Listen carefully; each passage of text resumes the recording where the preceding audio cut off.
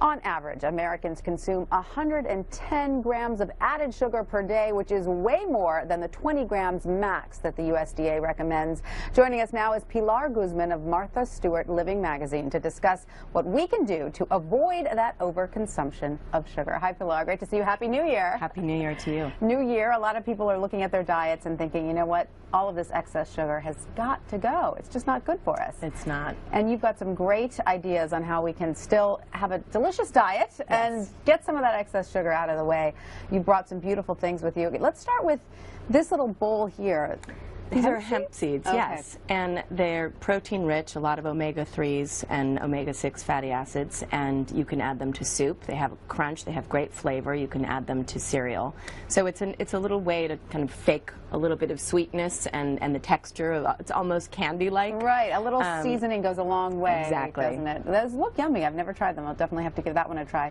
And of course, you've got the old standby classic, apples and peanut butter. Yes, which, you know, all over my office I see people slicing them and eating them. It's the perfect snack because it's a great combination of protein, the right kind of fat, and then, of course, the sweetness from the fruit, the natural sugar, and the fiber from the fruit. And why is it important in our snacks to try to incorporate a little bit of fat or protein? So it's that magical combination sort of staves off the cravings, and, you know, it's very lucky because it's actually delicious on top of it. Yes, exactly. It keeps you fuller longer and it tastes great. And then you brought something with you very interesting, the carob chip? Yeah, it's actually cocoa nib. Oh, sorry, cocoa nib. But it's chocolate. It's essentially chocolate, right, a less sweet version of your typical chocolate chip. We've actually created a beautiful little snack here. We've cut bananas lengthwise, put a few cocoa nibs, and then your favorite nut butter, whether that's almond butter, peanut butter, cashew, whatever.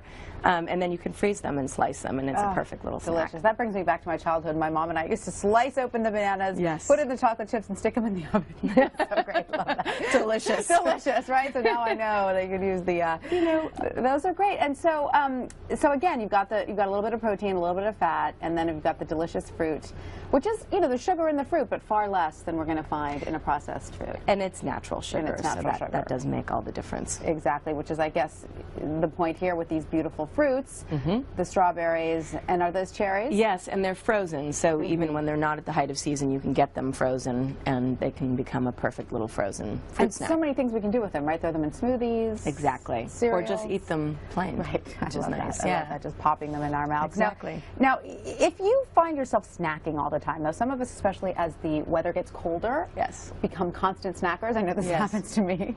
Do you have any advice on how we can sort of stave that off? I think that's really about boredom. I think the best advice is to get up and do something to stave it off. Easier said than done, of course. But, you know, I think that if you can sort of distract yourself. Go take a walk. Exactly. Exactly. Pilar Guzman, thank you so much for all these great tips. Thank you for having me.